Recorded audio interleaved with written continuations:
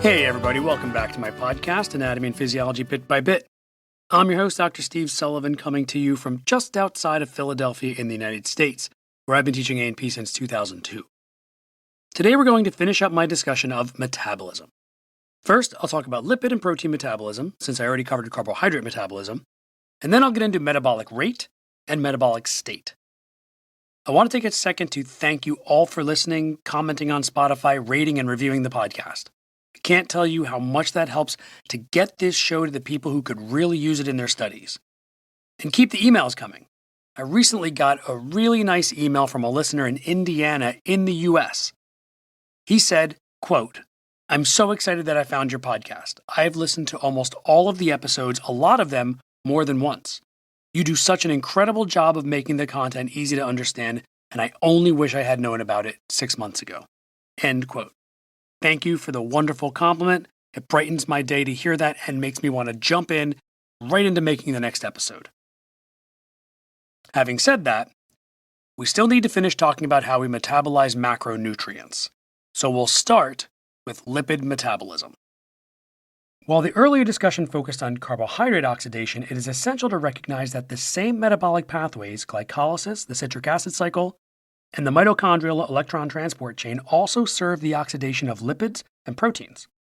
These shared pathways provide fuel and generate metabolic intermediates for the synthesis of macromolecules, including fats. Here we will examine the unique aspects of lipid metabolism. Triglycerides, the most abundant form of stored lipids, are primarily deposited in adipocytes.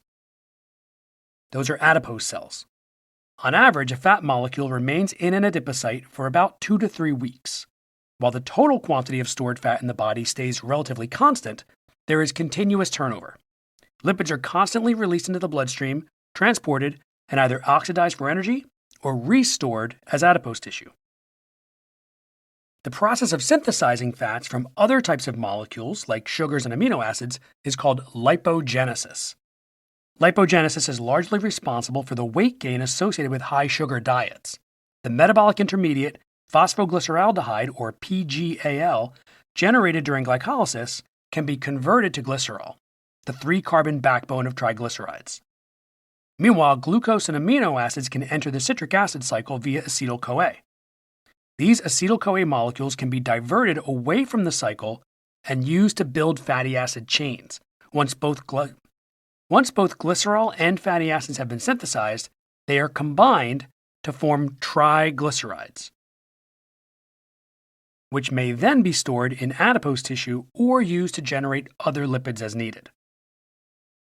The breakdown, or catabolism, for lipids is called lipolysis. Lipolysis is the catabolic process of breaking down triglycerides into glycerol and free fatty acids. This process is stimulated by several hormones, including epinephrine, norepinephrine, glucocorticoids, thyroid hormone, and growth hormone. The hydrolysis of a triglyceride releases 1 glycerol molecule and 3 fatty acids. The glycerol component is easily converted to PGAL and enters glycolysis. However, because it is a 3-carbon compound rather than a 6-carbon molecule like glucose, it yields only half as much pyruvate and therefore half as much ATP. The fatty acids undergo a distinct catabolic process called beta oxidation within the mitochondrial matrix. In beta oxidation, 2 carbon atoms are removed at a time from the fatty acid chain, producing acetyl-CoA. Each of these acetyl-CoA molecules then enters the citric acid cycle, contributing to further ATP production. A single 16-carbon fatty acid chain can yield up to 129 ATP molecules, more than triple the yield of a glucose molecule. Given that each triglyceride contains 3 fatty acids, fat is a significantly richer energy source than carbohydrates. But then we have to talk about ketogenesis and ketone bodies. When fatty acid oxidation produces an excess of acetyl-CoA, the liver converts this surplus into ketone bodies via a process known as ketogenesis. 2 acetyl-CoA molecules condense to form acetoacetic acid, which can then be further converted into beta-hydroxybutyric acid and acetone. Collectively, these three molecules are referred to as ketone bodies. Certain tissues and cells, including those of the heart and brain under starvation conditions, can convert acetoacetic acid back to acetyl-CoA for entry into the citric acid cycle.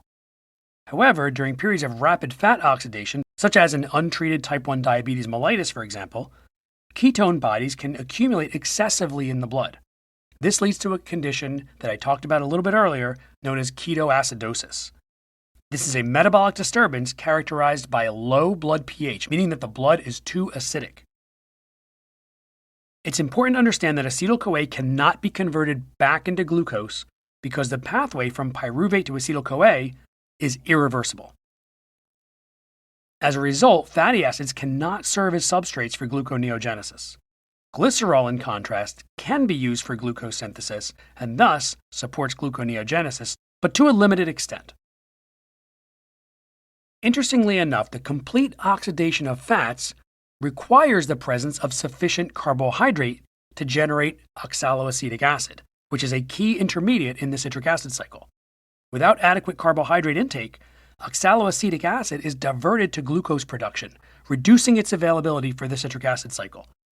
As a consequence, acetyl-CoA from fatty acid oxidation cannot be fully metabolized through the cycle and is instead converted into ketone bodies. This leads to elevated blood levels of ketones, a condition known as ketosis. Ketosis is a normal response to fasting or adherence to a low carbohydrate diet. But in extreme cases, it can lead to that ketoacidosis I mentioned. And that can be really dangerous. This can occur because of prolonged starvation, poorly managed diabetes, or, like I said, excessively restrictive low carbohydrate diets. So to burn fat, you actually do need to consume some carbohydrates. Together, carbohydrate and lipid metabolism form the core of energy homeostasis in human physiology. Their integration and balance are essential not only for cellular ATP production, but also for maintaining metabolic health across varied nutritional and hormonal states. That leads us to protein metabolism. Protein metabolism involves the dynamic turnover of proteins, the interconversion of amino acids, their use as an energy source, and their synthesis into new proteins. Approximately 100 grams of tissue protein are degraded daily into free amino acids, which then enter a collective amino acid pool. This pool is also supplemented by amino acids from dietary intake. Cells draw upon this pool for protein synthesis and other metabolic needs. Now, interestingly, the intestinal mucosa exhibits the fastest rate of protein turnover in the body. Its epithelial cells have short lifespans and are continuously sloughed off, digested, and replaced. As a result, a substantial portion of the amino acids absorbed in the small intestine does not originate from food alone. About 50% come from dietary proteins, 25% from the breakdown of sloughed off epithelial cells, and another 25% from digestive enzymes that have been broken down themselves. Some amino acids in this shared pool can be converted into others, depending on the metabolic demand. Additionally, free amino acids may be used in several ways: to build new proteins, to be converted into glucose or fatty acids, or to be used directly as metabolic fuel. These transformations require three key processes: deamination, the removal of an amino group, which is NH2, amination, the addition of an amino group to a molecule, and transamination, the transfer of an amino group from one molecule to another.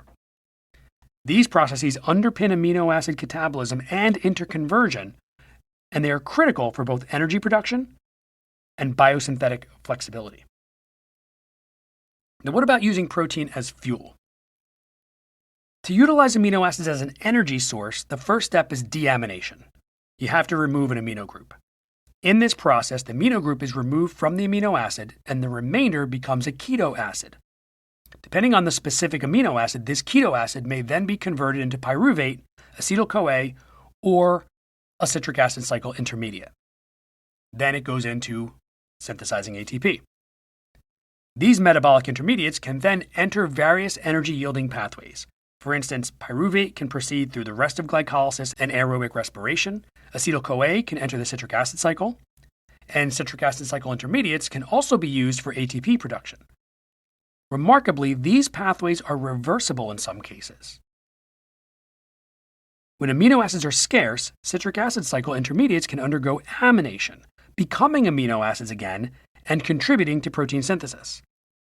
In gluconeogenesis, keto acids serve as substrates for the synthesis of glucose, essentially reversing certain glycolytic steps. Again, one of the key steps in amino acid metabolism is transamination, transferring an amino group from one molecule to another. During this process, the amino group from one amino acid is transferred to a citric acid cycle intermediate, typically alpha-ketoglutarate acid. This reaction converts alpha-ketoglutarate acid into glutamic acid. Through this mechanism, multiple amino acids can be channeled into metabolic pathways and ultimately feed into the citric acid cycle. That glutamic acid acts as a transporter of amino groups. It circulates from various tissues to the liver, where its amino group is removed in a reaction that converts it back to alpha-ketoglutarate acid. The removed amino group becomes a free ammonia, NH3. If you remember from earlier episodes, ammonia is highly toxic to cells and must not accumulate in the bloodstream. We talked about this in the urinary system episodes. To mitigate this, the liver rapidly detoxifies ammonia via the urea cycle. In this cycle, ammonia combines with carbon dioxide to form urea, a much less toxic compound. Urea is then transported to the kidneys and excreted in urine as a major nitrogenous waste. If the liver becomes impaired and cannot carry out the urea cycle, such as in advanced liver disease, ammonia builds up in the blood, potentially leading to hepatic encephalopathy, which means you have inflammation of your brain, and a coma. So the last thing we'll discuss is why we are metabolizing these proteins. And ultimately, instead of using proteins for fuel, we want to use them to build up the proteins we need in our bodies. Protein synthesis, which I covered in one of the single-digit episodes, is a complex cellular process governed by genetic information. Remember, the DNA is the template for protein synthesis. It involves the coordinated action of DNA, synthesizing messenger RNA, having that leave the nucleus and go out into the cytoplasm, using transfer RNA to bring amino acids to ribosomes, ultimately building a peptide, and then sending it off to the rough endoplasmic reticulum to be processed. This process is stimulated by hormones such as growth hormone, thyroid hormones, and insulin, and requires a complete set of amino acids. Many amino acids required for protein synthesis can be synthesized by the liver through transamination reactions involving other amino acids or intermediates of the citric acid cycle. However, there are 9 essential amino acids that the body cannot synthesize and must be obtained through the diet. That's 9 out of the total of 20 amino acids that we know of. Those 9 essential amino acids are histidine, isoleucine, leucine, lysine, methionine, phenylalanine, threonine, tryptophan, and valine. If any of these essential amino acids are lacking, protein synthesis will be impaired, regardless of how many non-essential amino acids are available. And we talked about that in the nutrition episode. The metabolic pathways for carbohydrates, lipids, and proteins all together provide the biochemical flexibility necessary for maintaining energy homeostasis and supporting cellular function. You must understand that their integration is fundamental to recognizing how the body adapts to different physiological states, nutritional inputs, and pathological conditions. Okay, so now that we've discussed the metabolism of specific macronutrients, let's talk about the metabolic state and the metabolic rate. Our metabolism changes all day depending on when our last meal was. There are 2 metabolic states. The first is the absorptive state, or fed state, which begins while we're eating and lasts for about 4 hours after a meal. During the absorptive state, nutrients are being absorbed and may be stored or used immediately to meet energy demands and other needs. The second is the post-absorptive state, or the fasting state, which typically takes place during the late morning late afternoon, and overnight. So basically, long after you've eaten your last meal. Since it's been a while since we've eaten, the stomach and small intestine are empty, so our energy needs are typically met from glycogen and lipid stores. Let's get into some more detail on the absorptive state. Again, this is when our bellies are filling or full. In the absorptive state, you just ate, so there's plenty of glucose in the blood for making ATP. Blood glucose is used as the primary fuel, so you don't have to rely on other stored energy. Each of the major nutrient classes is affected differently during this phase. So let's talk about each, starting with carbohydrates. The sugars absorbed by the small intestine are transported to the liver via the hepatic portal system. Most glucose passes through the liver, so it can be available to all the cells of the body. If the blood glucose passing through the liver is higher than needed at the time, the liver absorbs it, and it may be converted to either glycogen or fat for storage. Most of the fat the liver makes is packaged in very low-density lipoproteins, VLDLs, and released into the blood circulation, which is then treated the same as dietary fats. So while we're there, let's talk about how fats are affected next. Recall that after being absorbed by the small intestine's enterocytes, fats enter the lymphatic system, not the circulatory system, for now at least.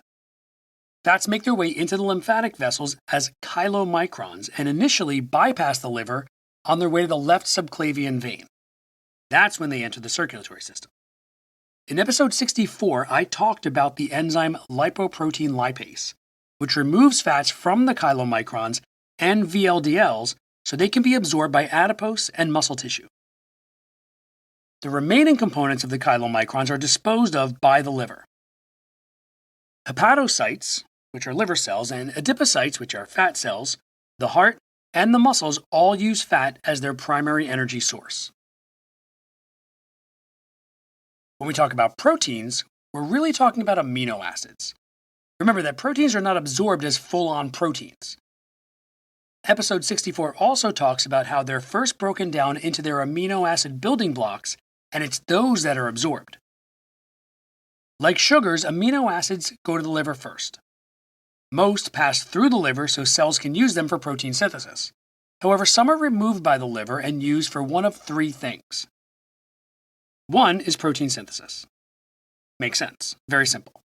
Two, they are deaminated, meaning the amino group is removed, that's an NH2 group, and used as fuel for ATP synthesis. And finally, number three, they may be deaminated and used for fatty acid synthesis. When it comes to regulating the absorptive state, we're mainly talking about the pancreatic hormone insulin, which was discussed in episode 37, but we'll get into it here as well. Insulin is secreted by the beta cells of the pancreatic islets, and its secretion isn't only stimulated by elevated blood glucose.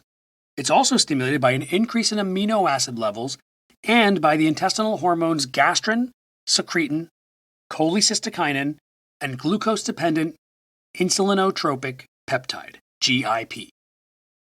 As we learned in episode 37, insulin regulates the rate of glucose uptake by almost all of our cells. The exceptions are neurons, kidney cells, and erythrocytes, red blood cells. In those cells, glucose uptake is independent of insulin. Within minutes, insulin increases the cellular uptake of glucose by up to 20 times what it was without insulin. Naturally, when cells absorb glucose from the blood glucose level goes down. Now, insulin does more than increase the rate of cellular glucose absorption. Insulin also stimulates glucose oxidation, glycogen synthesis, which means taking glucose from the blood and converting it to its storage form, glycogen, and lipogenesis, which is lipid synthesis. Insulin inhibits gluconeogenesis. Remember that gluconeogenesis is the formation of glucose from non-carbohydrate sources. This makes sense because when blood glucose is already high, why would you make more? Insulin stimulates the active transport of amino acids into cells and promotes protein synthesis. Insulin also targets the brain and acts as an adiposity signal, which is an index of the body's fat stores. Here's something interesting about insulin. Imagine you ate a high-protein, low-carbohydrate meal. You'd think that the amino acids would stimulate insulin secretion, and insulin would increase the rate of both amino acid and glucose uptake. Since there was little sugar in the meal, and blood sugar wasn't high to begin with, you'd risk hypoglycemia, which is low blood sugar. But that doesn't actually happen because high amino acid levels stimulate the secretion of both insulin and glucagon. Glucagon is another pancreatic hormone secreted by the alpha cells of the pancreatic islets, but it does the opposite of insulin, making sure blood sugar doesn't get too low so the brain always has enough to function. You buy a pair of socks, that's 2 socks. You buy a pair of Bombas socks, that's 4 socks. Because one purchased is one donated. Socks are the #1 most requested clothing item in homeless shelters. So when you buy a pair of super comfortable Bombas socks, you're also donating a pair. Bombas customers have powered over 150 million donations. So Bombas would like to thank you 150 million times. But we only have like 30 seconds. Go to bombas.com and use code AUDIO for 20% off your first purchase. That's BOMBAS.com and use code AUDIO at checkout. The post-absorptive state, or the fasting state, is in between meals, when there is not enough nutrients being absorbed to keep the blood glucose up.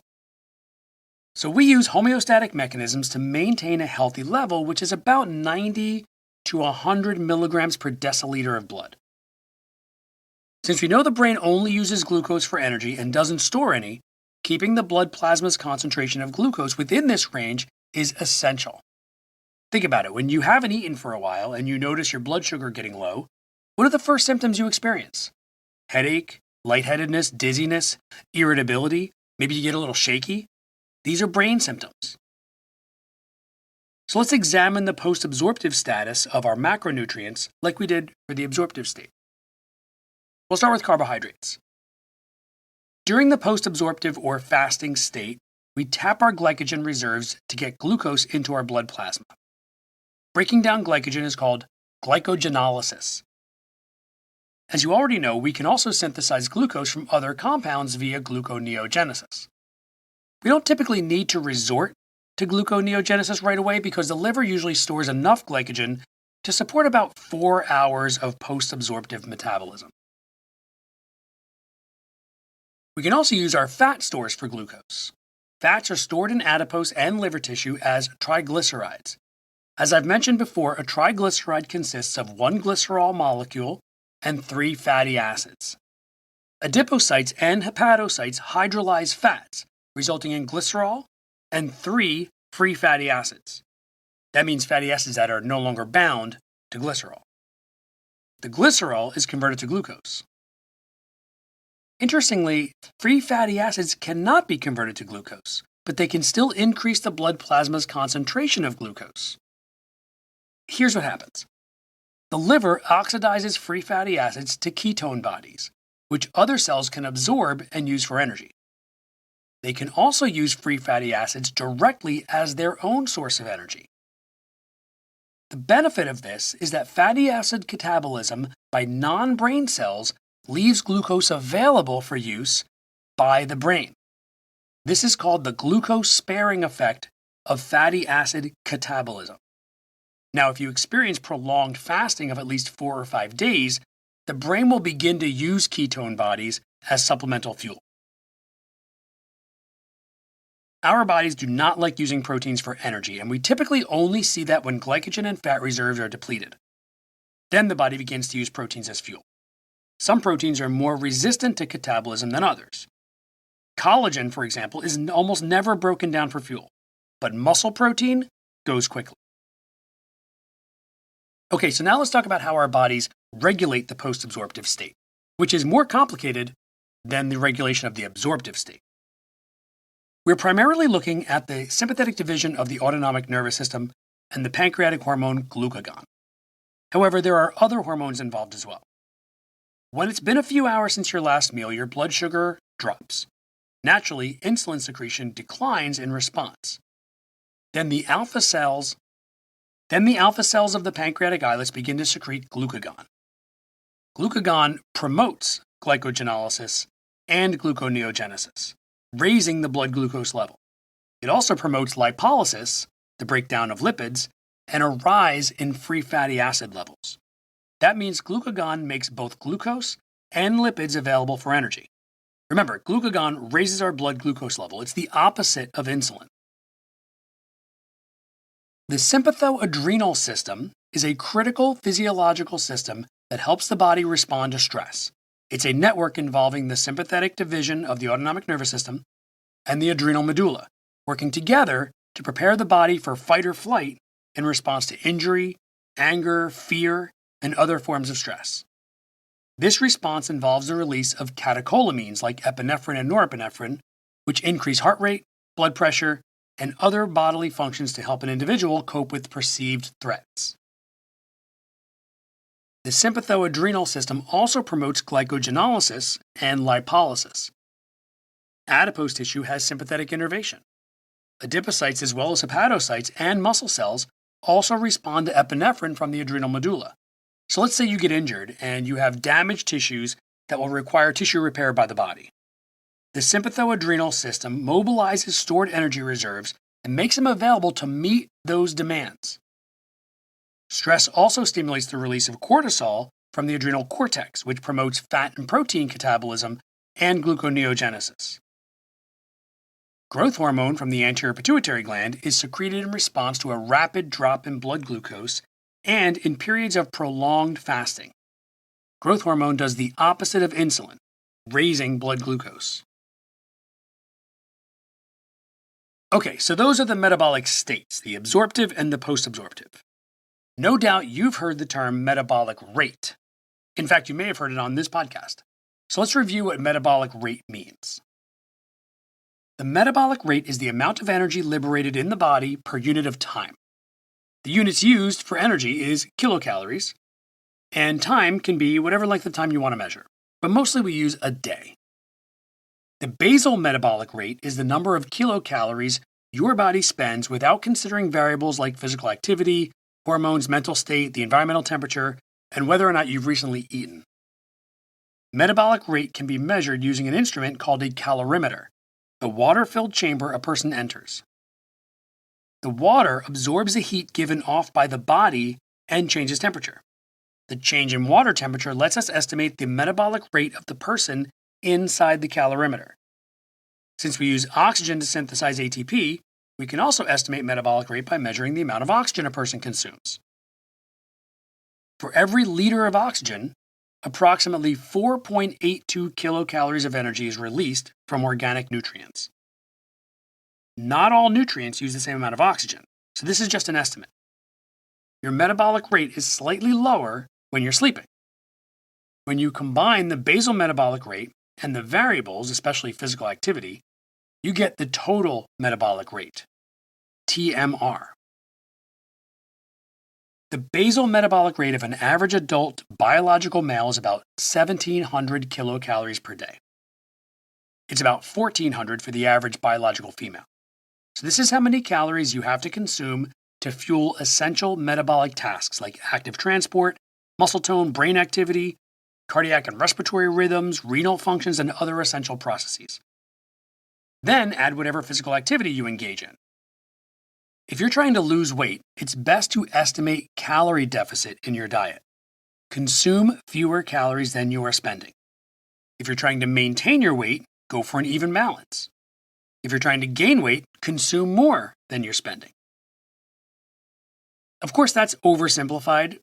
You also have to make sure you're getting a good proportion of macronutrients, getting your vitamins and minerals, and don't forget fiber. There are some physiological conditions that will increase the total metabolic rate. For example, pregnancy, anxiety, which stimulates epinephrine release and muscle tension, fever. Total metabolic rate rises about 14% for each 1 degree Celsius of body temperature. Eating, your metabolic rate goes up after a meal, and the catecholamine and thyroid hormones. You may notice that as people get older, they tend to put on weight and have a harder time taking it off, no matter how much they're eating. This is because total metabolic rate declines with age. There are also factors that lower total metabolic rate, including depression and prolonged starvation. You'll notice that in weight loss diets, the weight comes off more quickly in the beginning and then slows over time. There's a few reasons for this. First, we tend to lose water weight when we're on a diet in the very beginning. And there's only so much water we can lose, and a lot of that water is going to get put back. Also, the metabolic rate declines over time because the body recognizes the decrease in caloric intake and adjusts its metabolic rate accordingly. And lastly, with decreased caloric intake, lipogenesis can increase as the body tries to store as much as it can. One of the reasons our metabolic rate is so high is that we maintain our own body temperature, which is about 37 degrees Celsius or 98 to 99 degrees Fahrenheit. We use the term thermoregulation to mean maintaining body temperature. We mostly inhabit environments that are much cooler than that, so we benefit from the heat byproduct that results from cellular activity. Cellular activity, or metabolism, involves chemical reactions. Many of those reactions are exergonic, meaning they release energy. This is where we get most of the heat for our body temperature. If you recall from some of the earliest episodes on this show, excessive heat denatures proteins. This means the tertiary three-dimensional structure of the protein breaks down as the peptide bonds between amino acids are broken. The enzymes that control our metabolism are proteins and require an optimal, stable working temperature. So we don't want our body temperature to get too high. Those enzymes also don't function properly when the temperature gets too low. So we don't want to be too cold. Body temperature can also influence the metabolic rate. An excessively low body temperature, called hypothermia, can slow metabolism to a point that is incompatible with life. On the other side of the coin is an excessively high body temperature called hyperthermia. That can make some metabolic pathways race ahead of the others and disrupt their coordination. This is also incompatible with life. You've probably heard your instructor or me use thermoregulation as an example to explain homeostatic balance. And there's good reason for that. There are mechanisms in place that make sure there is balance between the heat our body gains and the heat our body loses. So let's talk about body temperature. When you hear someone say normal body temperature, what they really mean is the average body temperature of a normal, healthy adult. So it's not exactly the same for every person. It also depends on when and where it's measured, even from the same person. Throughout the day, body temperature fluctuates about 1 degree Celsius or 1.8 degrees Fahrenheit. It tends to be lowest in the early morning and highest in the late afternoon. Think about it. When you're sleeping, your metabolic rate is lower. By the early afternoon, you've been at it all day. So the more metabolic activity, the more heat you generate. The most important body temperature is the core temperature, the temperature of organs in the cranial, thoracic, and abdominal cavities. Depending on whether you're measuring temperature rectally or orally, you're looking for somewhere between 36.5 and 37.5 degrees Celsius at rest, and that's about 97.8 to 99 degrees Fahrenheit. Rectal will be higher than oral as it's the best measure of core temperature. Now, blood circulation is crucial to thermoregulation. Warm blood from the core carries its metabolic heat to the shell of the body, where it can be dissipated into the environment. If you've ever been in a crowded room, you've noticed that it begins to heat up because everyone is giving off their own heat like a bunch of radiators. It's important that we shed some of the heat we produce because without this radiator effect, we would get fatally hyperthermic pretty quickly. So let's talk about heat production and heat loss. When it comes to heat production, like I said before, most body heat comes from exergonic chemical reactions such as nutrient oxidation and ATP use. We also get some heat from joint friction, blood flow, and other movements. But when we're at rest, most of our heat is generated by the brain, heart, liver, endocrine glands, and skeletal muscles. At rest, skeletal muscles account for about 20 to 30% of body heat generation. However, during extreme exercise, the skeletal muscles can produce 30 to 40 times as much heat as the rest of the body. Now, the body loses heat in 4 ways: radiation, conduction, convection, and evaporation. Let's look at each of those. We talked about radiation already. Everything with moving molecules emits infrared rays because molecular motion is heat. We emit infrared rays from our bodies, and we absorb infrared rays from everything around us. Since our body temperature is typically warmer than the objects surrounding us, we tend to lose heat this way rather than pick it up. Conduction is the transfer of kinetic energy from molecule to molecule as they collide with each other. So we conduct heat to things we touch, and those objects' heat gets conducted to us. This is why someone's clothes are warm after they've been wearing them, or the seat someone's been sitting in is warm when they get up. Our body can warm up this way too. When it's very warm outside, the warm air will conduct heat to our bodies. If you've ever put a heating pad on because you have a strained back or something, that will heat up your skin and the muscles underneath. That's conduction. Convection is the transfer of heat to a moving fluid or air. When warm blood from the body's core travels to the surface, that's convection. When there's a breeze or you have a fan on, the moving air carries heat away from the body more rapidly than still air does. So a fan has a cooling effect, even if the air in the room doesn't change in temperature. Evaporation is the change from a liquid to a gas. If the temperature of water is raised sufficiently, its molecular motion becomes great enough for molecules to break free and evaporate. That movement of molecules takes heat with it. This is why sweating has a cooling effect. The evaporation of the sweat on the skin carries heat away. You can combine evaporative heat loss and convection. Next time you're sweaty, stand in front of a fan and notice how much cooler you'll feel than if you were not wet. Also, think about how much colder a wind feels if you are wet. Now think of a hot, humid day. The wetter the air is, the harder it is to evaporate water into it, so you get less of a cooling effect from the evaporation when it's humid out. Okay, so how do we regulate our body temperature? Let's talk thermoregulation. You may remember from my episodes on skin, which is episodes 9 and 10, that thermoregulation utilizes multiple negative feedback loops to lower and raise body temperature when needed. The hypothalamus is our body's thermostat. It monitors blood temperature and gets sensory nerve signals from peripheral thermoreceptors in the skin. The hypothalamus has two separate centers that receive signals from its own thermostat. One is charged with lowering body temperature. That's the heat loss center. And the other is charged with raising body temperature. That's the heat promoting center. When the blood temperature is too high, the heat loss center activates our cooling mechanisms, like vasodilation in the skin, to bring hot blood to the periphery for cooling. If that's not enough, the heat loss center activates our eccrine sweat glands. Conveniently, it also inhibits the heat promoting center, so it doesn't have to battle with heat gaining mechanisms. Now let's go back to that vasodilation. If we dilate the blood vessels in the skin, that is going to increase the flow of blood from the core of your body, where it's been very warm, to the periphery of your body, where it's cooler.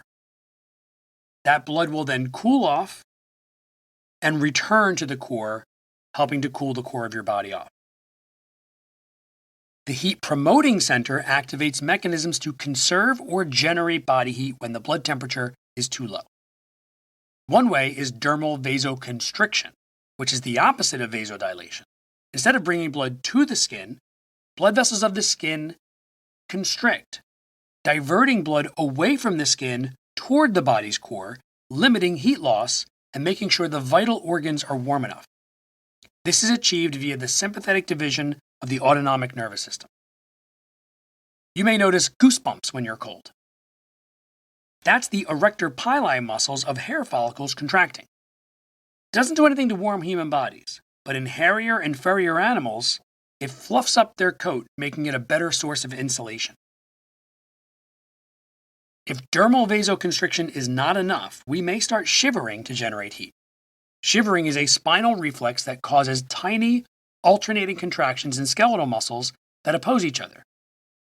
Every muscle contraction generates heat.